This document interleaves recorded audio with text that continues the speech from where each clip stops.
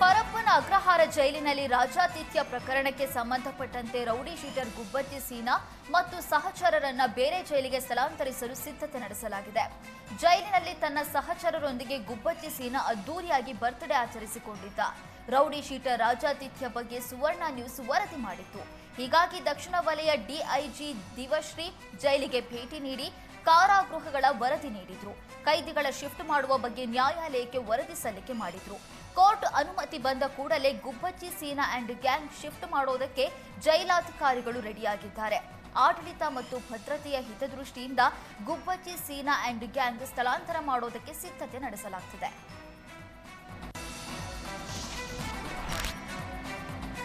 ಕೆಮ್ಮಿನ ಸಿರಪ್ನಿಂದ ಮಕ್ಕಳ ಸರಣಿ ಸಾವು ಮಧ್ಯೆ ಮತ್ತೊಂದು ಆಘಾತಕಾರಿ ಅಂಶ ಬೆಳಕಿಗೆ ಬಂದಿದೆ.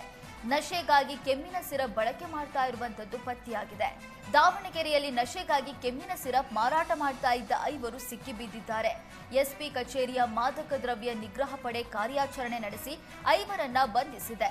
ದಾವಣಗೆರೆಯ ದೇವರಾಜ್ ಅರಸು ಬಡಾವಣೆ ಫ್ಲೈಓವರ್ ಪಕ್ಕದ ಸರ್ವಿಸ್ ರಸ್ತೆಯಲ್ಲಿ ಸೆರೆಯಾಗಿದ್ದಾರೆ. ವೈದ್ಯರ ಅನುಮತಿ ಇಲ್ಲದೆ ಈ ಸಿರಪ್ ಮಾರಾಟ ಮಾಡುವಂತಿಲ್ಲ.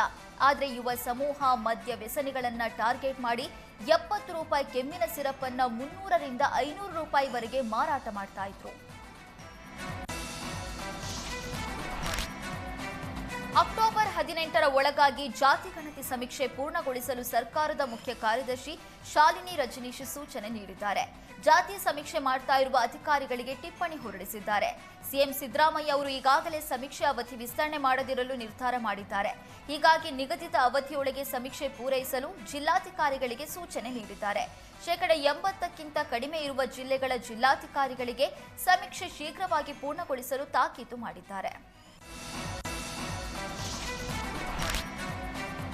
ಸಾಮಾಜಿಕ ಶೈಕ್ಷಣಿಕ ಗಣತಿ ಮಾಡುವಲ್ಲಿ ಕರ್ತವ್ಯ ಲೋಪ ಎಸಗಿದ 13 ಸಿಬ್ಬಂದಿಗೆ ನೋಟಿಸ್ ಜಾರಿಯಾಗಿದೆ.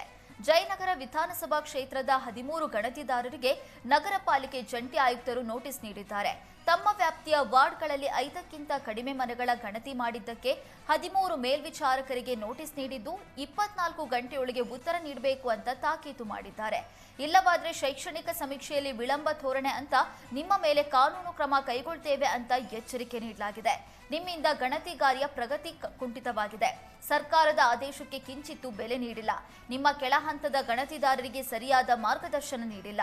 ಇದರಿಂದ ಗಣತಿ ಕುಂಠಿತಗೊಂಡಿದೆ ಅಂತ ನೋಟಿಸ್ನಲ್ಲಿ ಉಲ್ಲೇಖಿಸಲಾಗಿದೆ.